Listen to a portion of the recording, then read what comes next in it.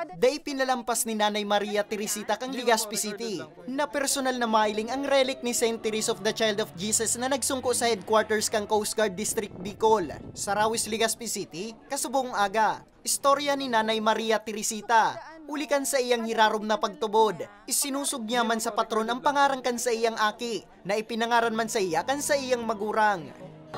Piga-guide niya ako halos everyday na nagapangadya ako sa iya, magpuon kan aki pa ako malangani pagba-birthday ko pigtatawan ako pakatapos kang misa niya di birthday ko yung feast day October 3 ang mother ko na ako ayan mga roses titaos ako ang baga siya little flower baga siya aside from title niyang Little Child of Jesus, she is also the little flower.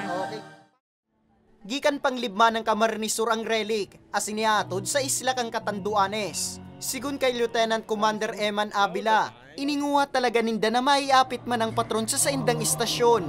At ang ibinigay sa amin na barko ang Bagakay BRP 4411 na kung saan andyan na ngayon sa Legazpi Port.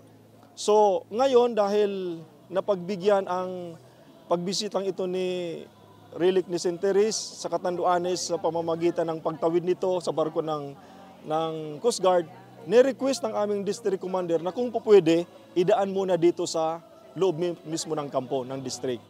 Sinabi man ni Abila, maski napigtugot ninda na mahiling asin maranian ang imahin sa publiko, siniguro man ninda na padagos na nasusunod ang mandatong health protocols. Mga naglaog digdi, nakasuratan sa indang mga pangaran, namumonitor me. And aside from that, igwalang sindak yung mga limited na lugar kung saan sinda pwede hanggan. Iyo pang tigigibutang mo niyan.